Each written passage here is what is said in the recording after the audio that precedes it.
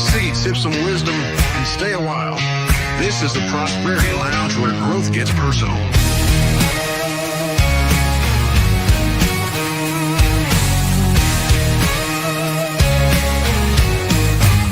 Step inside, we're breaking chains.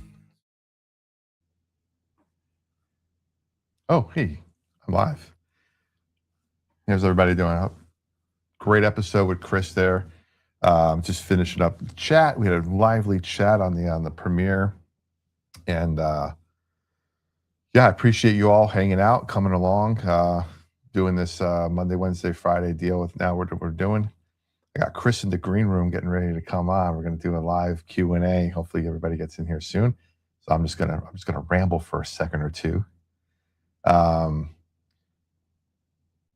It was funny. We were talking, and I'm sure we'll talk when we come on. This episode that we just did was way back in October, and it feels like it was just yesterday. But I was just watching myself back, and you can see some of the growth just in how we're doing the channel, how we're doing the show, and it's been fantastic. If you keep working at something, you can, there's definitely growth that happens. So let's see, we got some comments here. Hey, Emmy, thanks for joining over. Perfect. All right, Chris, I'm going to bring Chris in here. Chris, I'm going to say, Chris, that I practiced about 1,200 times your last name when I did my intro, because I know I screwed it up during the podcast. And I heard myself say it wrong again at the beginning of the episode. And that's sticking with me right now. So I'm going to go with Migura. There you go. Nailed it. Chris Migura from Lagos.com is with me, CEO of Lagos. Thank you so much, Chris, for being here. Yeah, thank you, Joey. Good to see you again. Like you said, we were just joking. It felt like it was just yesterday. I know. You get through Thanksgiving, you get through the Christmas break, you get through the New Year, and I can't believe we're talking about the year being 2026. It is amazing how fast time flies when you're older. Absolutely does. I had that conversation with my father-in-law over the break. He's retired, and he said, you think time slows down? It actually doesn't. It speeds up. It's true. That is true. So we had a great conversation. It was one of these things where I didn't know what to expect. I was a little nervous talking to somebody of your stature.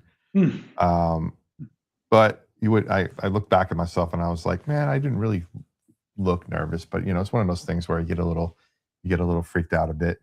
I like to be as prepared as possible. And I got to say, your team did a great job of preparing me ahead of time for you. I had some conversations where people sat down and I was like, what was your name? Google real fast, try to get something together. Okay, go. But I had a great conversation with you. We were able to lean into a lot of the faith-based economics and purpose-driven investment, and also just kind of being outward with your faith in your life and your business. And this was right after Charlie Kirk's assassination, where people were doing that on a more regular basis. After that, there was a lot of people that were faith forward in public about it, and now not so much anymore as the tide has rolled back. I wanted to ask you a couple questions. One of the takeaways I learned from our conversation was that faith doesn't compete with profit. It kind of directs the breakthrough. And what people don't understand is that faith isn't a limitator of growth. It's a framework for making better decisions under pressure. How you frame it basically is one of the big themes of that, sharpening leadership. When decisions get difficult for you or uncomfortable, how does faith show up for you in that CEO seat? Well, I think it comes down to, just take what our values are here as a company. And I think those are every individual's got their own set of values, and so how do you stay true to those things? And I think maybe just to elaborate just a bit on your comment of faith and profit. I think it depends. I stand by what I said before is, but I said you could still have, the best and just because you are faithful to something doesn't mean you're guaranteed, for example, that you're going to make a profit, right? I mean, you may go Yeah. make a stock investment with the best intentions of as to why you're doing that, and it may just be a complete flop. But I think, where there's a real balance between values and then just sort of faith informed decision making is to say filtering decisions through faith doesn't mean that it comes without solid, sound judgment. I talked a little bit about that when we met, just in terms of me evaluating taking this role. Now, I applied a little bit lighter level of judgment and analysis to that than I have, traditionally. But from my Mhm. perspective, it's the foundation, and that foundation of faith and what the values that I think exist, both say biblically, is where that disciplined, decision making really rests because we reason over things, and if you have the right motivation as to how you're evaluating things, and you have the right conviction based on those values, then really the analysis it just contextualizes for me how you approach decision making. And I think there can be different motives, there can be different reasons and pressures for things, and we just try to remain very consistent to that at Logos. That says, but we understand the customers we serve. We want to serve our employees really well in terms of the engine that puts together what our users want to consume. And then at the end of the day, yes, we have shareholders and we create value for those shareholders, but that is the outcome, right? That's the real outcome of that prioritization of us staying true to our customers and staying true to our employees. I love that. Uh, Another takeaway I had was that stewardship changes how leaders read financials. Mm. Numbers tell a story, but values really determine how leaders interpret and act on them. You talked about financial warning signs leaders often rationalize away. Mm. What's one financial signal you think leaders should take more seriously earlier than they usually do? I may have said this. I think we said this, and I think there's a lot of focus on EBITDA. You've probably heard that metric, EBITDA, Mhm. earnings before interest, taxes, depreciation, and amortization is sort of a core operating metric that companies look at. And for a lot of companies, EBITDA approximates to what is cash flow. So to answer your question directly, Joey, I think it's cash. It's cash flow. There are a lot of things that happen from an accounting perspective, from a financial reporting perspective, you know, short-term decision making, long-term decision making, and there's a lot of financial theory out there about how you apply that to make sure that you're not making just short-term trade-offs to optimize your financials that just lead to bigger problems down the road, right? 12 months out, 24 months out, and whatnot. Mhm. And so at the end of the day, cash, it really is sort of the tell-all. And I think that that's where we've been very disciplined here at Logos, is to look at a really balanced view of it that says we have a plan, we have a budget, that is both revenue and sales and profitability, and a certain amount of cost, obviously cost management that goes into that. But in the end, how does that really equate to, in terms of cash flow? Mm.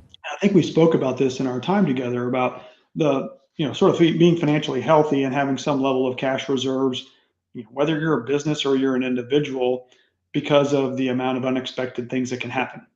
And being healthy is having that buffer or those reserves, if you will, that allows you to kind of ride those ups and downs that naturally happen in different cycles from a business perspective. And so I think, candidly, it's not to me just the size of the business or the profile of public or private, but cash flow problems can represent, a real dangerous blind spot for some businesses. How much does how do I word this, Chris? How much does faith or the idea of stewardship lean into the direction a company goes? Like if you're a faith-based leader and you are heavy on stewardship, God owns it all. I don't know, in a Hmm. manager form. Mhm. It's a different approach than if you're not than not, right? It's if you have the opposite approach as a for-profit or private company, you may be thinking differently as far as the decisions you make or the how you spend the money, how you manage the money. Does that philosophy, I would imagine it's deep at Lagos, being a biblical Mhm. Bible platform app. Um, was that something that was there when you got there as well, or something that you maybe doubled down on or learned as well when you got there? It was here, and I think it depends on different levels. So, I'll use an example. Um, During a tenure I had at one of my previous jobs, I got the opportunity to meet with and go talk to a lot of founder entrepreneur-based businesses. And, a founder may have just a different set of priorities depending on what their, motivation is from a cash flow. So if you're going to, bootstrap the company, you're going to basically reinvest everything you make. Um, Mhm. you may have the wherewithal to do that. You could be, if you're a not-for-profit with a certain donor commitment, right? You know how to operate within that and what the metrics are. If you're a for-profit entity, you got different obligations from a private public perspective. I think for us, really what we evolved into is just increasing the transparency throughout the business, just how we perform financially. Because, you know, I like to say that it doesn't really matter what function you have in our company. Every role plays a part ultimately in how we achieve those goals. And from a stewardship perspective, the dollars we invest obviously in vendor expenses and salaries, and we have content that we license, and we pay third parties for that. All of those quote investments we make really at the end of the day are to serve our customers in the best way that we know how. And Mm, if you every time you go into a budget cycle, this has been universal across every company I've been at. The size of the basket of the asks are always more than what you can actually afford to go do right in the coming year. I mean, I've never had a budget yet where the request came in smaller than what we were willing to invest in next year. And so I don't think that is unique to for profit, not for profit. Like, you have a constrained set of resources that you have to make decisions on as to how to best, go um, dedicate those to different product investments, different market investments to your customers. And we talk about this a lot, but really improving and being focused, laser focused on what our user experience is extremely important. Because, like I said, the employees are the engine behind what we get to deliver, but customers have to choose to partner with us and invest with us. And in the case of Logos, go on that study journey of using technology to grow in light of the Bible. They're making a decision to go with us. There are other places that they can go to do that, and so really earning that trust and then maintaining that with them is critical in terms of how do we direct our investments every year. And we just went through that exercise. We're entering 2026, like we just talked about, which means we yeah. closed out 2025. We're a calendar year company, and we had to make some new decisions as we go into next year. And what are those decisions you probably are leaning into even more so, or you've been leaning into is AI? Mm, Obviously, technology, we talk about technology amplifying wisdom, not replacing it. And this is the situation we find now where there's a lot of people who are using AI to replace their own knowledge, right? It's they're relying on it more than as a guide or a tool and more as a crutch. right. Logos's approach to AI shows, at least what I've been seeing, Chris, is that innovation can move forward without abandoning discernment or responsibility. You have this position, how you've positioned your AI as an amplifier, not a substitute for human insight. What are some guardrails that leaders nowadays need to put in place so technology doesn't outpace values? Mm. Well, there's a lot of things that I don't think you can shortcut, right, just through the use of technology. I mean, you could even go before you just start to talk about AI. There's all sorts of Mhm. tools and applications from a software perspective that companies have chosen to invest in, to automate certain processes and make things more efficient. But a lot of times it's not just the technology itself. If you just go into a situation like that and implement a piece of technology, more times than not, if you don't really get down to what the root cause of the process was, the technology itself isn't going to go solve that issue. And Right. and so I think that there's a similar vein of that in AI. I read some different things. I don't know if it was BCG or McKinsey. I can't remember who published some of these things. And some of the early stats are, um, they're left to some interpretation as to how much productivity is visibly apparent relative to the amount of the investments that have been made. But you could look at it, look at education, right? Hmm. Academia has had to really think differently about how AI is used, not only from a student perspective, but from a faculty perspective. It is a very useful tool in a lot of different ways and in a lot of different disciplines. You highlighted there for a second, or at the beginning of that, how we have chosen to implement that here at Logos, and we're still on an early journey of how we're going to leverage that. But we've tried to be very transparent with what we intend for it to do versus not do. And there Hmm. are, comparing it to other open models out there, is definitely different, if you will, versus what we've chosen to do here. As you know, we have a platform that has a set of features to it, but it also is highly rich in the content that we offer. And so whether it be the content that our users are able to surface and use through their subscription with us, or content that they purchase, libraries, commentaries, books that they've made purchases on for years and years, being able to use our features to better surface that content is really been a focus point for us. So how do we help them go find things easier, but at the same time, let them see the full benefit of the investments they've made with us in that content? And yes, there's deep study that goes into that and deep research that goes into that. And we Hmm. want to be very careful, if you will, to not circumvent that. And yeah, you can certainly go out to ChatGPT, you can go to Gemini, you can go to different places, right, and ask theological questions of it. I don't spend an enormous amount of my time candidly looking to see what's right and what's wrong in those platforms. What I do look at is what is our strategy for how we want to improve our customer experience and help our customers better find access to and surface insights out of the content that they've chosen to invest with us. Excuse me. I can imagine in your field, like when I'm doing marketing for a company and we use ChatGPT to kind of, input some parameters around their industry or their ideal customer. If I just do a blanket statement like, "Hey, I need an ideal customer profile for plumbers in my area," you're gonna if you put it in and I put it in, we're probably getting pretty close to the same answer, right? Mhm. But if I put in something more specific of what I'm looking for and dial it in, and you just put the generalization, we'll get completely different answers. So it's a lot of times it's the input to get the right output.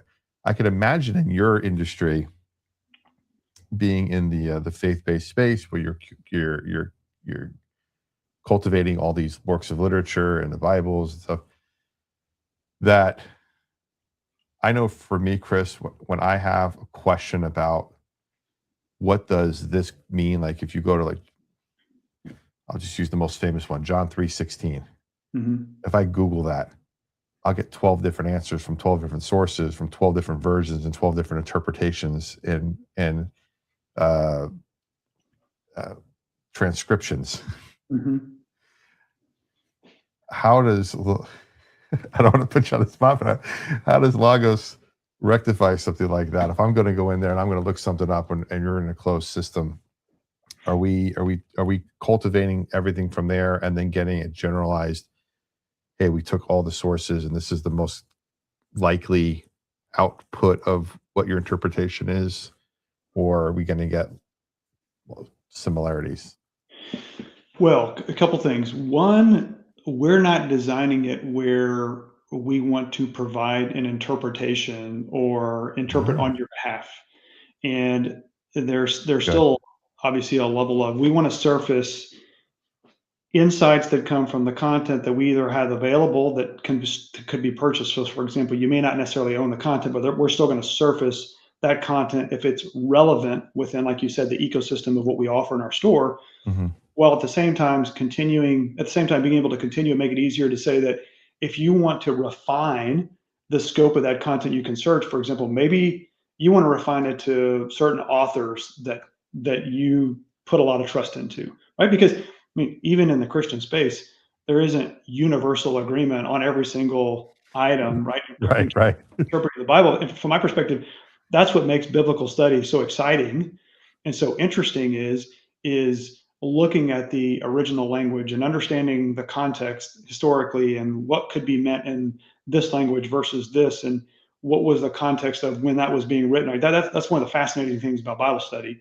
Mm. And so I think, just to come back to what you just said there, is we want to surface we want to surface insights from the content you have that you can go further research. And there's a very distinguishing factor, and I think some of the AI tools are doing this now, but we will cite each of those resources with the response that comes back in our tools. And Hmm. so let's say you get a paragraph back. I think I mentioned this even when we met, like you went in to understand what the top, biblical guidance on how to approach anxiety. And it's going to give you a set of responses in our tool, in our application, but that's going to cite every one of those. And so if you found something interesting that came back from that insight and you want to look at it further and research it further, it's going to give you a site specifically to that resource. And it's going to take you to that resource in your library with us if you own it. And if you don't, it's going to give you the option to go purchase it so that you could go dig into it deeper. Cool. I like that. Awesome. Another takeaway I had from our episode time together was who you serve shapes how you lead. You kind of got into that a little bit in the beginning, when we first started. Serving pastors, educators, ministry leaders changes how Lagos thinks about impact, growth, and responsibility. So you're leading a company where customers are already serving others. How does that reality change the way you think about growth and scale? Mm. Well, first off, I think there's a very important underlying piece to what you just said. The the users that we get to serve, right, are involved in so many different areas in ministry, and we take that really seriously because that comes with a high level of responsibility as to what they are entrusting Logos to do and help them do to serve those different ministries. And so I think, when you and I talked about this a little bit, and I think about, sort of, prosperity, or, or even back to the profit discussion about growing at scale, Hmm. there's one thing for us to grow. And I think I said to you, you know, we sort of set a big, hairy, audacious goal out there about a year ago that said, well, gosh, we'd love to go touch 1 billion lives. Why not? Right. I mean, let's set ourselves on something Why very not? big.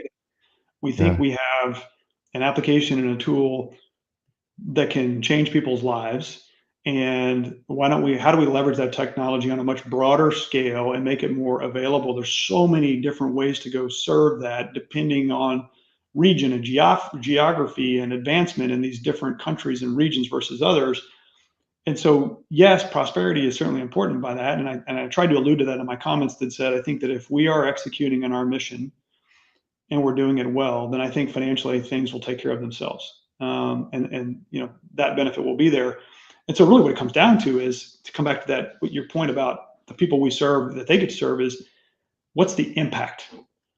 What's the impact that we have? Because the greater scale of that impact is I think really is we have a lot of employees. I mean, like, really, that's what motivates us. The Hmm. customer feedback we get. I mean, I think there was, either it was on your post or a different one I saw this week. I had a customer come in and just talk about him being a longtime user and just how much he loves using our product. That kind of feedback really resonates with our employee base. At the same time, rightfully so, we have customers that have other critiques and other requests of things that they'd like to see us do better. When I said this to you when we met originally, is feedback is feedback. That can come from a customer, that can come from a vendor, it can come from a shareholder.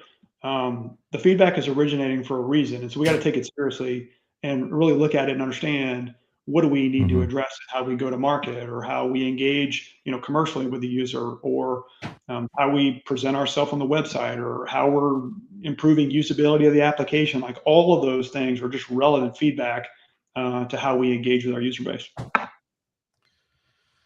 that's a great point. Um, one of the other takeaways, I have a couple more here. CFO to CEO transition.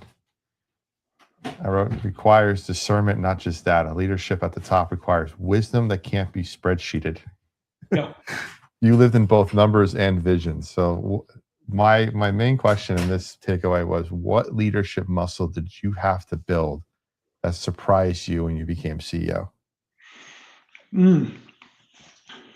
I think I alluded to this a little bit when I Yeah. told you how I came to the decision to accept the role. But look, I look for spiritual discernment on all of these opportunities that I get. Getting to meet with you, getting to be here within this, podcast today.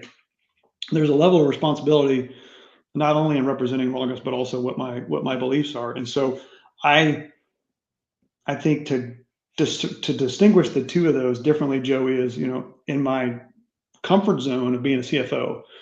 Mhm.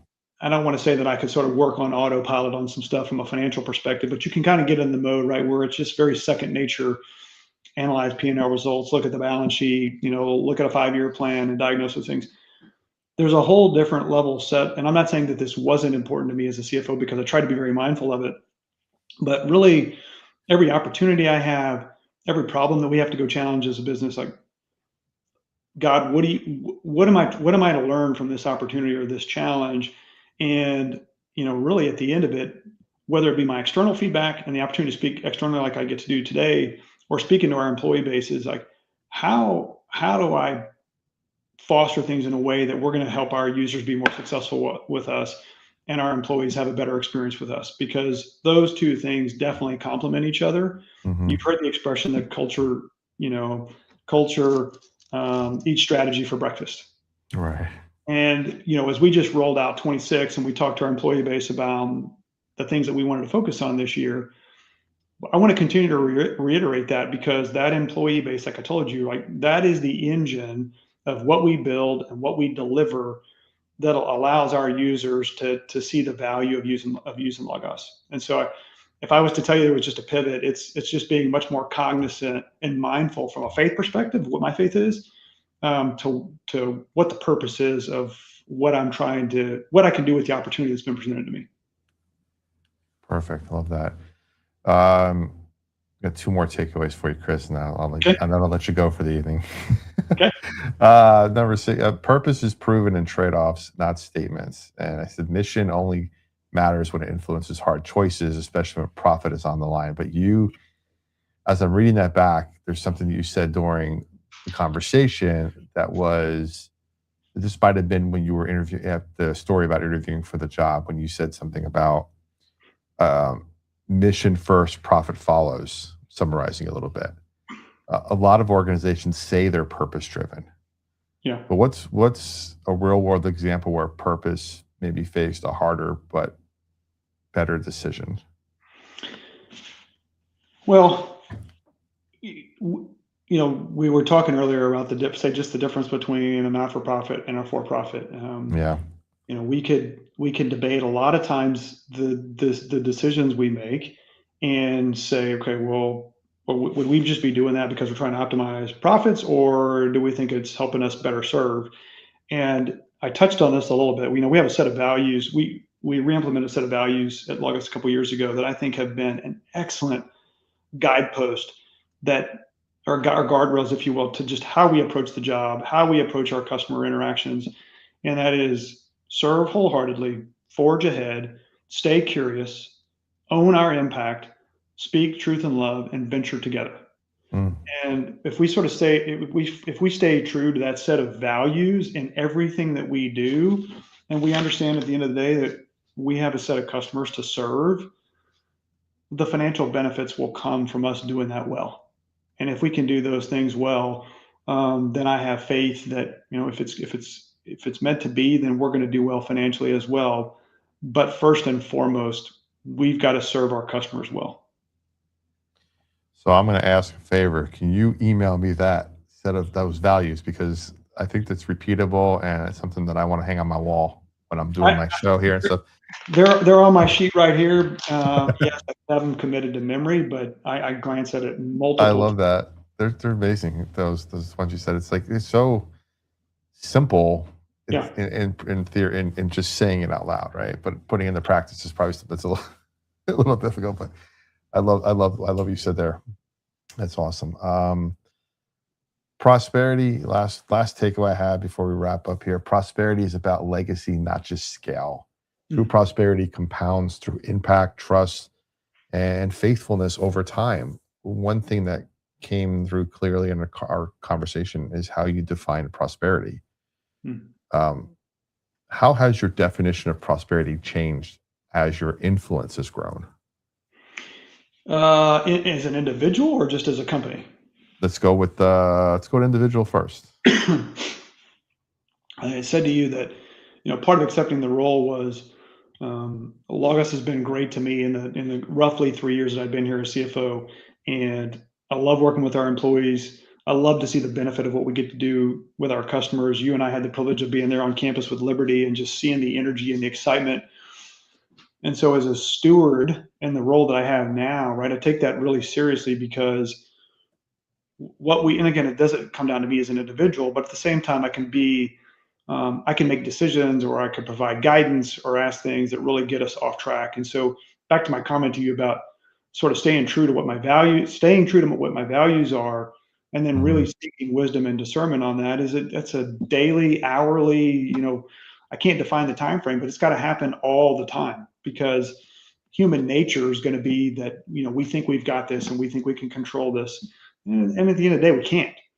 And Yeah. so, really making sure that, not for me individually, but understanding that we as an organization have a responsibility. And, oh, by the way, for those that go before us, because Logos has been around for over 30 years, and Mm. there's been a tremendous amount of effort, blood, sweat, and tears, if you will, that have gone in to build a successful business that has the reach that it does today. And that reach, we have that opportunity to continue to grow and expand that reach. And so, I can't foreshadow the future, but I would just like to say that everything that we're doing today, if we stay true to what our purpose and our mission is here, how do we make sure that this business is around for the next 30 plus years? And, Yeah. I mentioned this to you, and I can't go name off all the individuals, individually, but I would just say that there's been a lot of companies that in our space of what we do that haven't made it, and there's been consolidation, where it's been difficult for them financially. We have been blessed to not have, those kind of severe constraints that some businesses have gone through. We face our challenges. I mean, nobody said this was going to be easy, and maybe to the contrary, it's going to be even more difficult because of what we do.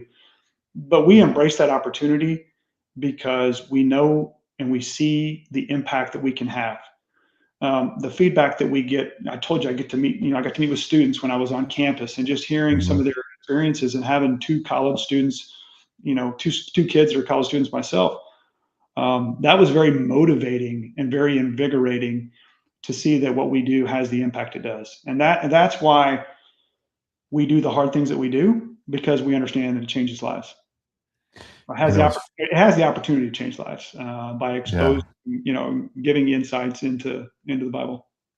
and it's funny too because I just looked at an article from it was late 2025, and year over year, Bible sales always are increasing, and I think it was up 11% up through the end of October of 2025.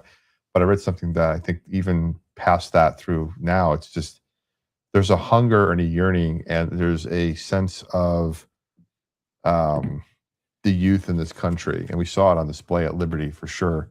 That generation turning back to faith Yeah. and packing churches and packing uh, houses of worship and trying to learn and trying to connect with something. They've been so disconnected in the world with computers and AI and Zoom meetings and Mhm. all this.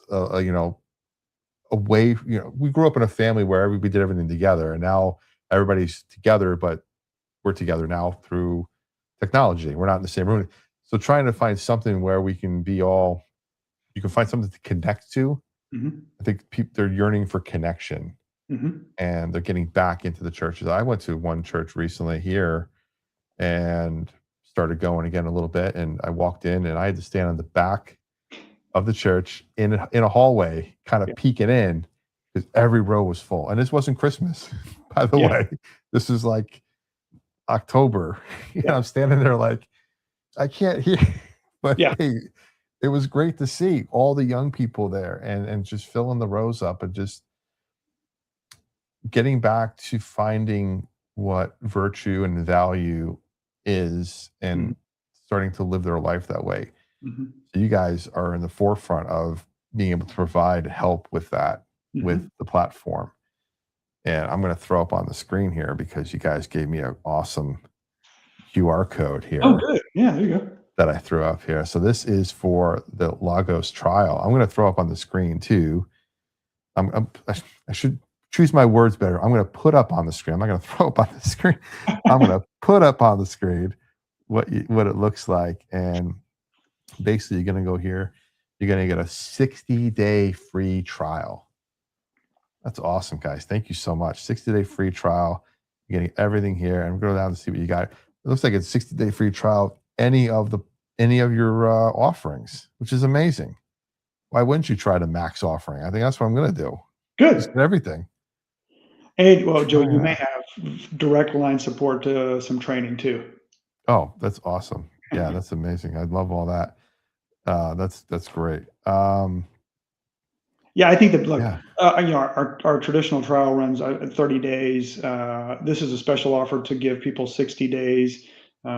People are busy. You come into a motivation to dig deeper in the Word, and that comes at different Mhm. time demands. And so we want to make sure that we're giving ample time for people to go explore and learn and see what the power is of Logos to go, dig deeper. I mean, you and I talked about this, I think, a little bit when we were together. The Bible can be daunting and intimidating to some people, and understanding it and being able to take commentaries and be able to search out, right, in just sort of natural language, um, from the Bible, questions that people have, which is, that's a benefit to what people have seen from Chat GPT, is to be able to just throw a question out there and see what comes back. And so without trying to Mhm. get overly, complex with searching it, we try to enable that in an easy way so that people can unlock and see really what the power is of the Word and what there is to learn from it. And I think that, whether it be on our mobile application and our web application or in our desktop application, just being able to see the breadth of that, you'll be able to try that on any three of those platforms. You'll see the benefit of there's a set of content that comes with that trial and with that subscription. So it's not just a software feature set. It also comes with a set of content that comes with that. The first thing that popped out of my when I'm looking at the middle one here is Greek and Hebrew words. I'm like, oh, is it translated at least for me, or is it, or am I Well, gonna I be think it's, having to read Greek? Yeah, I mean, that's a really a powerful thing. My pastor does that a lot.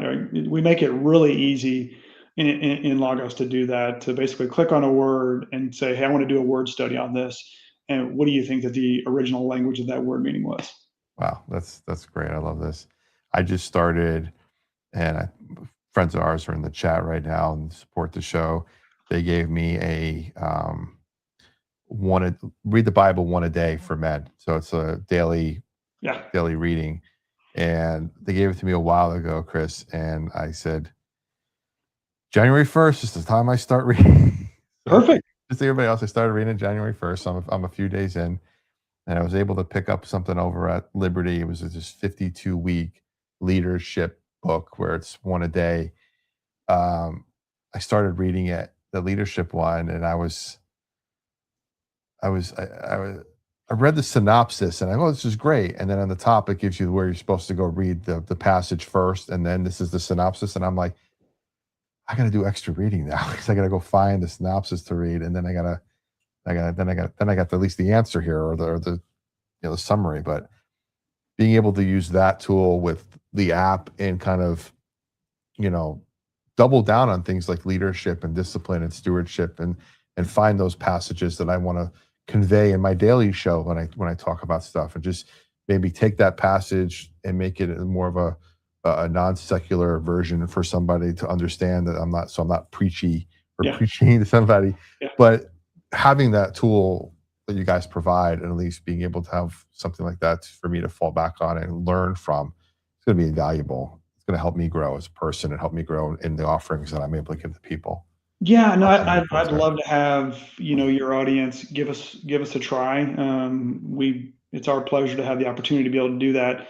We'll meet you where you are. Like I said, iPhone, Android, iPad, desktop, web. I mean, yes, there's, the more you can put on the screen with the complexity of what we can offer is great. But like you said, reading plans. I mean, we have reading plans. We have different translations that you want to look at. And like I said, just taking advantage of those commentaries where you Mhm. have an individual or a set of individuals, right, that have possibly for years researched and really expanded on a topic in the Bible, and then been able to provide commentary on that is extremely helpful to people. Yeah, because those people are a lot smarter than I am on the subject. You and me both. I got one last question for you. If you're sitting across from a business owner who wants to lead with faith but is afraid it'll cost them growth, what's some guidance you'd give them? What's something you'd tell them?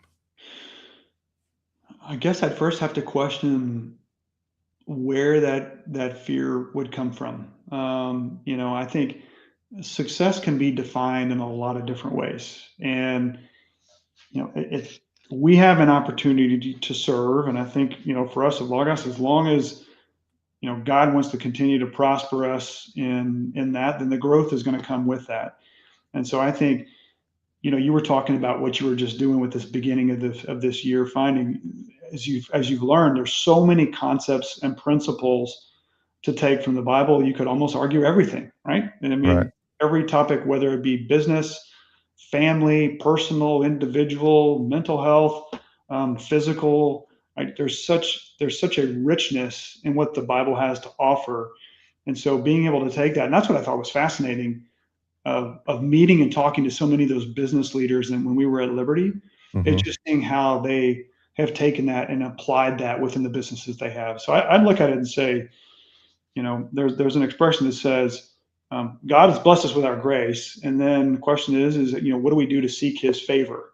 And I think that if, you have the opportunity with a business like that, set with a set of core values, driving it from a faith and biblical perspective, then seeing what blessings can come from that. I love that. Chris, thank you so much for hanging on. We're going to wrap up here. If you got a couple seconds after we end, I just want a quick question for you offline. Sure. But thank you so much for being here. Thank you so much for taking your time to come on and answer a bunch more questions. Almost do another podcast, essentially. I mean, I can put this up as another episode with Chris. This is great. Yeah, it was a real pleasure, Joey. Thank you very much. Yeah, you're fantastic. I really appreciate the opportunity to be in your sphere here, sphere of Yeah. influence. I love it. Thanks for giving us visibility. We'll take it. We appreciate it. Well, same. Cheers to that. Yep. Coffee. So thank you guys so much for hanging out. Thank you everybody in the chat for being here. Emmy, Noxie Knox, everybody else for doing the mods tonight, making sure everybody was behaving themselves, which they were, which was fantastic. Thank you all. As we say here, until next time. I got to remember my close because I usually have it written, top of my head. I should have it written down like you, Chris. Freedom lives where faith and action meet. The lounge is always open, and so is your next breakthrough. This is the Prosperity Lounge. Everybody have a great night. Good night. This is where